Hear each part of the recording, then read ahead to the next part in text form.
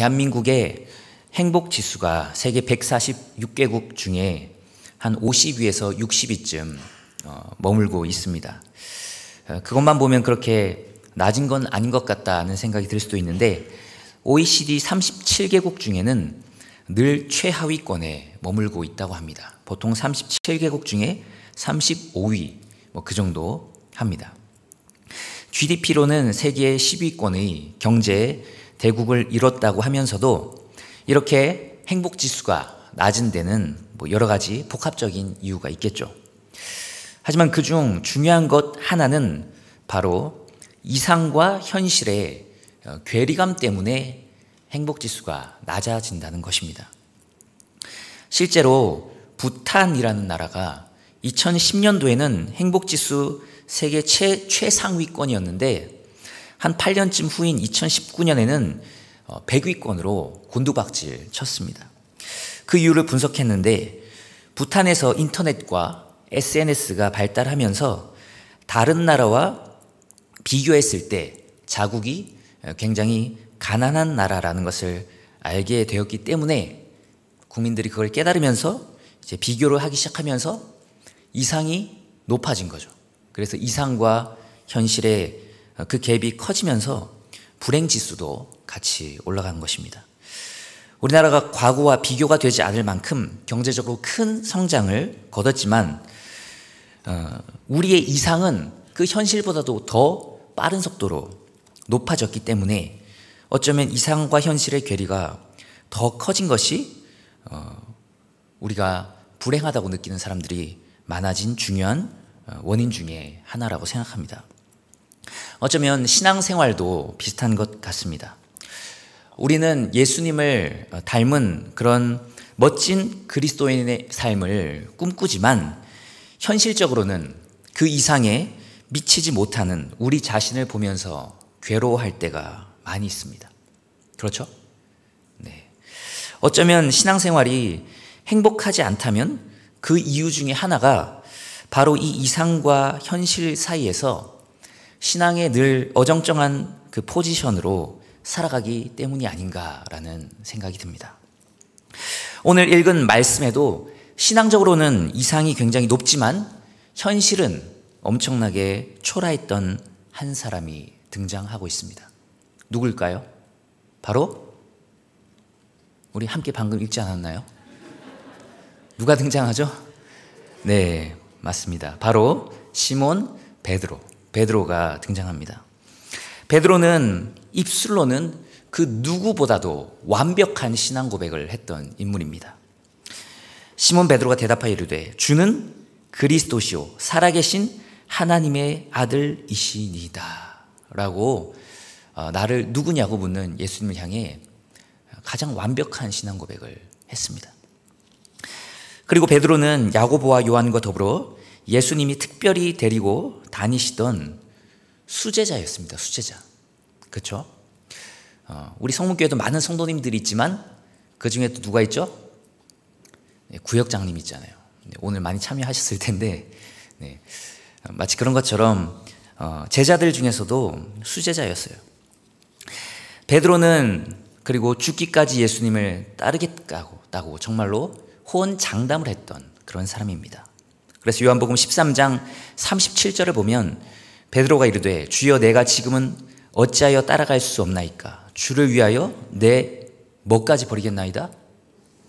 목숨까지 버리겠나이다. 아주 호언장담을 했던 그런 인물이죠. 대제사장과 그 바리새인들이 군인을 데리고 예수님을 잡으러 왔을 때에도 그때까지도 아주 용감하게 싸웠던 사람이 바로 베드로입니다. 우리가 읽었던 본문 바로 앞에 18장 10절에 보면 베드로가 칼을 빼서 대제사장의 종 말고라는 사람의 오른편 귀를 베어버립니다. 아마 머리를 쳐서 죽이려고 했는데 빗나가서 그렇게 됐겠죠. 그만큼 그 많은 군사들 앞에서도 떨지 않고 담대하게 싸웠던 인물이에요. 그런데 이 베드로가 예수님이 잡히시자마자 갑자기 어떻게 돼요? 태도가 돌변합니다. 그래도 승리의 가능성이 조금이라도 보일 때는 그 불같은 성정으로 예수님을 끝까지 따를 것처럼, 목숨까지 바칠 것처럼 말하고 행동했습니다. 그런데 갑자기 변했어요. 이 베드로는 사실 예수님이 엄청난 능력을 몸소 경험했던 사람입니다. 3년 동안 예수님을 따라다니면서 경험했죠. 들은 게 아니라 경험했습니다. 병자를 낫게 하시는 예수님, 오병이어의 기적으로 무에서 유를 창조하신 예수님, 죽은 자도 살리시는 예수님, 무리를 걸으시는 예수님, 풍랑까지도 잔잔케 하시는 그 예수님의 신적인 능력을 몸소 경험했던 사람입니다. 그러니까 유대 종교 지도자들이 그 로마 군대 천부장과 그 많은 군사들을 끌고 예수님을 잡으러 와도 자신감 있게 단검을 꺼내서 그 말고의 귀를 칠 수 있었던 거죠. 믿는 구석이 있었던 겁니다. 믿는 구석이. 예수님의 그 엄청난 능력으로, 그 기적으로 이들을 다 쓸어버리실 거라고 생각했을지도 모르겠습니다. 사실은 그런 믿는 구석 때문에 그렇게 담대하게 행동했겠죠.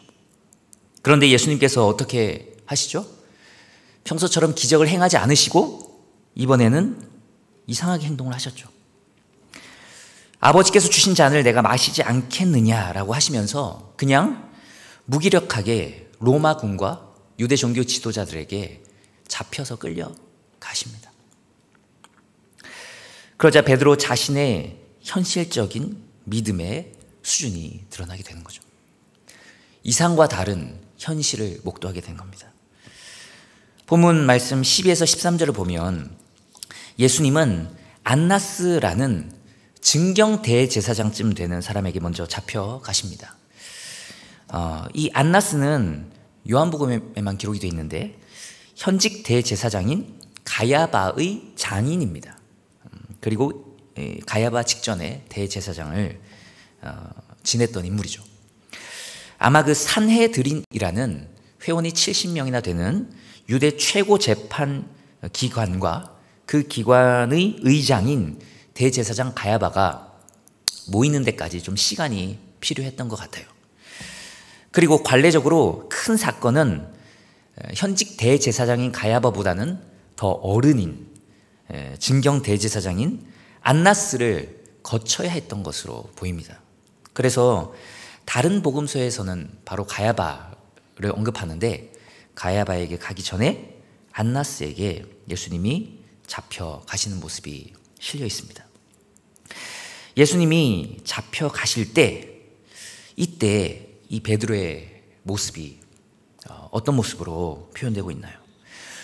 누가복음 22장을 보면 22장 54절을 보면 베드로를 이렇게 표현합니다. 예수를 잡아 끌고 대제사장의 집으로 들어갈새 베드로가 가까이 따라가요? 어떻게 따라가요? 멀찍이 따라가니라. 그러니까 멀리 떨어져서 거리를 두고 따라갔다는 거죠. 베드로의 이상은 당장 달려가서 예수님을 풀어주라고 하든지 아니면 예수님이 죽으면 저도 같이 죽겠다고 하면서 같이 체포가 돼야 되는데 현실은 밤에 티 안 나게 멀리서 조용히 살금살금 도둑처럼 쫓아가는 모습입니다. 그리고 들키지 않게 예수님이 신문을 받는 장소에 그 뜰에 들어갑니다. 그런데 베드로가 열심히 예수님을 계속해서 쫓아다니다 보니까 많은 사람의 눈에 익었겠죠. 그래서 베드로의 얼굴을 아는 사람들이 이미 많이 있었을 겁니다. 그 중에 한 여종에게 들킵니다. 문 지키는 여종이 베드로를 알아봅니다. 오늘 말씀 18장 17절에 보면 문 지키는 여종이 베드로에게 말하되 너도 이 사람의 제자 중 하나가 아니냐 하니. 문 지키는 여종, 문을 지키는 자이자 여자이자 종이겠죠. 어쩌면 신분적으로 가장 높을까요? 낮을까요? 낮을 겁니다. 천하고 낮은 상태에 있는 이 사람이 그 사람도 담대하게 베드로를 죄인 대하듯이 너도 이 사람의 제자 중 하나 아니야? 라고 말하고 있는 거죠. 이미 대세가 기울었다는 겁니다. 이미 예수님은 실패한 반역자로 낙인이 찍혀 있었고 죄수로 잡혀왔고 예수님을 따르던 자들은 가장 낮은 위치에 있는 이 여인인 종도 막말할 수 있는 그런 대역죄인의 무리로 이미 찍혔다는 겁니다. 이때 베드로는 뭐라고 대답합니까? 본능적으로 현실적인 대답을 합니다. 뭐라고 나오죠? 나는 아니라. 18장 17절 오늘 읽었죠 같이? 나는 아니라. 영어 성경에 보면 I am not이라고 나옵니다. I am not. 예수님은 자신을 잡으러 온 무리에게 뭐라고 하셨죠? 지난주 설교 제목인데 혹시 기억하고 계시나요? 아무도 기억하지 못하시나요? 내가 그니라. 내가 그니라. 예수님을 잡으러 오는 무리에게 나 예수 아니야, 나 그 사람 아니야 라고 하면서 도망가신 게 아니라 내가 그니라, I am he 라고 정확하게 말씀하시고 당당하게 잡혀가셨어요. 베드로 이상도 그랬을 것입니다. 내가 바로 그다, 내가 바로 예수님의 수제자다 라고 당당하게 말하고 어쩌면 잡혀가는 것이 그의 이상이었어요. 그런데 현실은 I am he가 아니고 I am not. 난 아니야, 나 아니야, 사람 잘못 봤어. 예수님은 베드로를 살리기 위해서 끌려가서 침뱉음 당하고 주먹질 당하고 뺨을 맞고 있습니다. 그런데 베드로는 예수님을 분명하게 부인하고 있는 거죠. 저는 아닙니다. 분명하게 선을 긋고 있습니다. 난 저 사람과 상관없는 사람이다. 어쩌면 한 번은 실수할 수 있는 것 아니냐라고 묻고 싶을지도 모릅니다. 그러나 함께 읽은 말씀 25절을 보십시오. 시몬 베드로가 서서 불을 쬐더니 사람들이 묻되 너도 그 제자 중 하나가 아니냐. 베드로가 부인하여 이르되 나는 아니라 하니.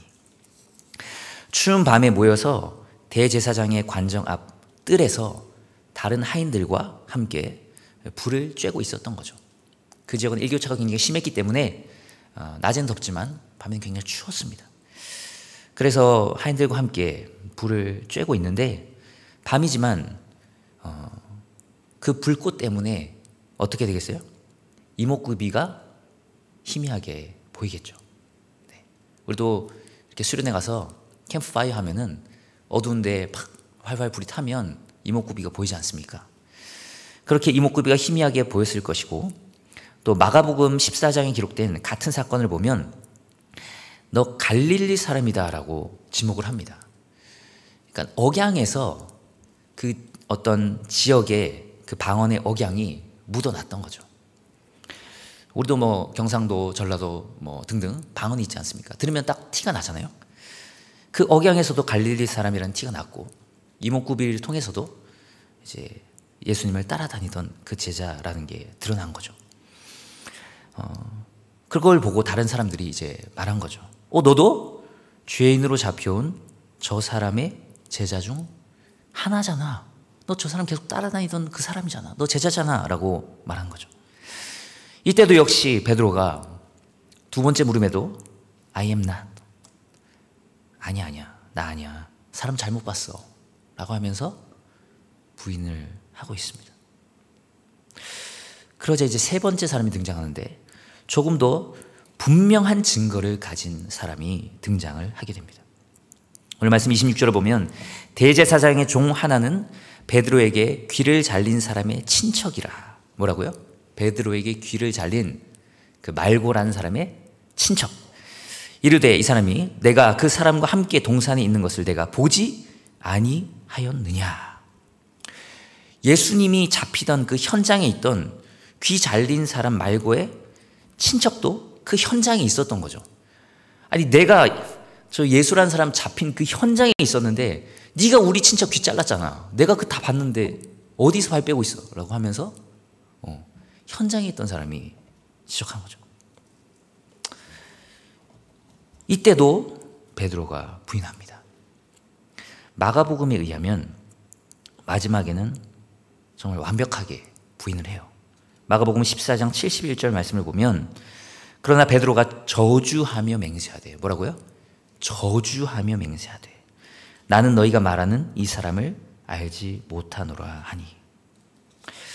저주했다는 말은 그냥 쉽게 말하면 이런 거예요. 우리식으로 표현하면 내 말이 거짓말이면 내 손에 장을 지진다. 장을 지진다. 이 손에 장을 지진다는 말을 제가 한번 찾아봤거든요. 평소에도 어느 정도는 알고 있었지만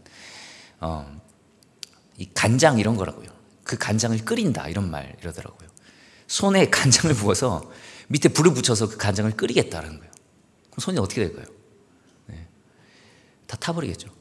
내 말이 거짓말일 경우에 그렇게까지라도 하겠다라는 말이 내 손에 장을 지진다는 말이에요.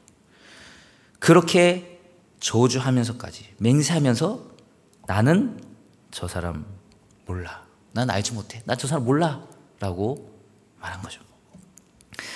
이쯤 되면 확실해졌습니다. 베드로의 부인이 베드로의 이 배신이 실수였습니까? 순간적인 실수였을까요? 아닙니다.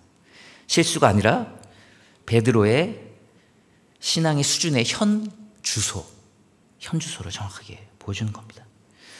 예수님의 예언대로 베드로는 3번 완벽하게 저주하면서까지 예수님을 부인했습니다. 예수님의 말씀이 정확히 맞은 거죠. 베드로가 죽기까지 예수님 따라가겠습니다라고 했는데 그때 예수님이 죽기까지 나를 따르겠다고? 너 닭 울기 전에 나를 3번 부인할 거야 라고 얘기했잖아요. 그때 베드로가 얼마나 예수님한테 아니 예수님 절대 안 그럴 거예요. 그렇게 얘기하지 않았겠어요? 성경에 다 자세하게 기록이 되어 있지 않겠지만 어떻게 예수님 저를 그렇게 보실 수가 있습니까? 3년 동안 예수님 이렇게 따라다니는데 저를 어떻게 그렇게 취급하실 수 있습니까? 예수님 전 죽어도 예수님 끝까지 따를 겁니다. 그렇게 아주 호언장담을 했을 겁니다.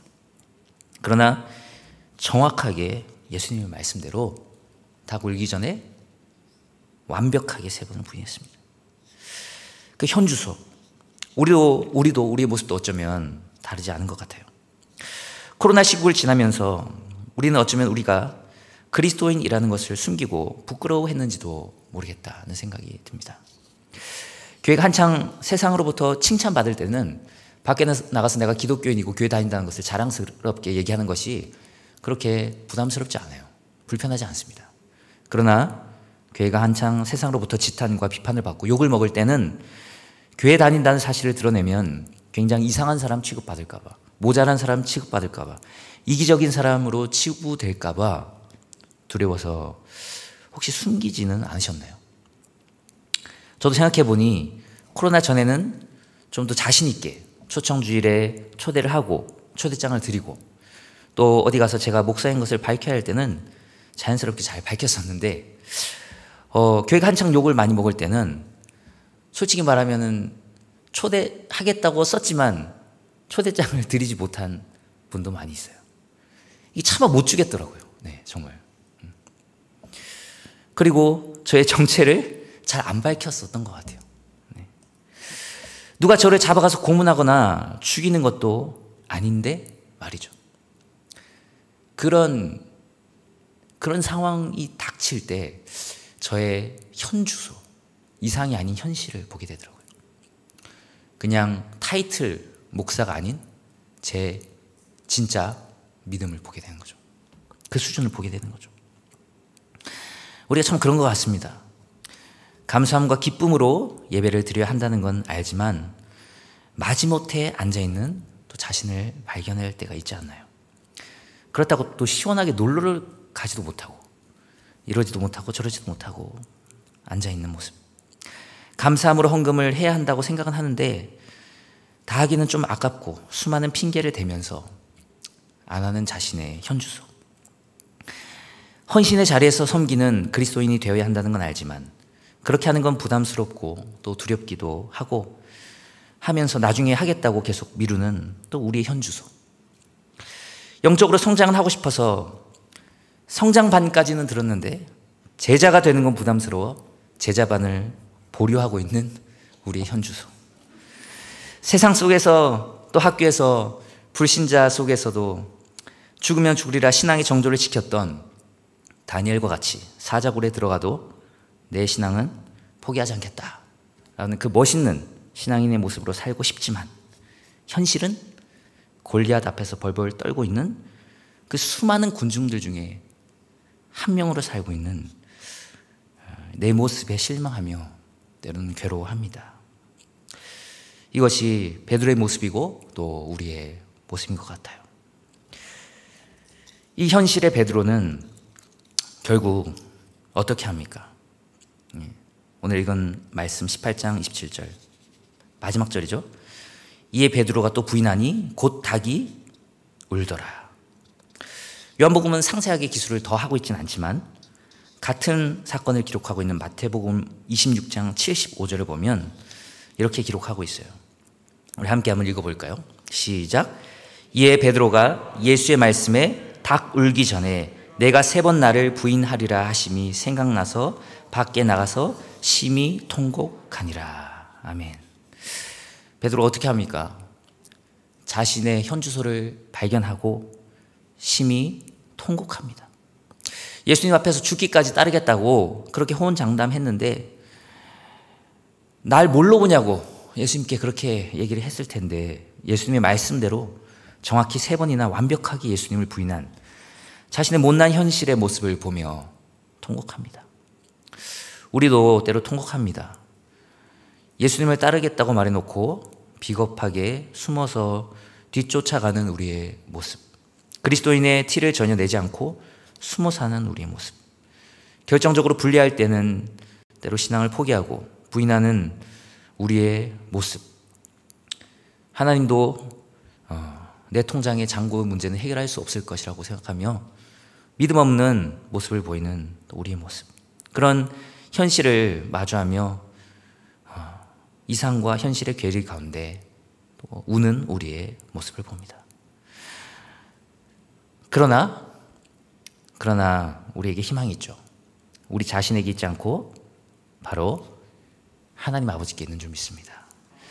바로 그런 부족한 우리를, 연약한 우리를, 나약한 죄인인 우리를 구원하기 위해 예수님이 오신 줄 믿습니다. 그런 죄인인 우리를 살리기 위해 예수님이 오셔서 십자가를 지셨습니다. 부활하신 예수님은 배신자 베드로를 만나주셨죠.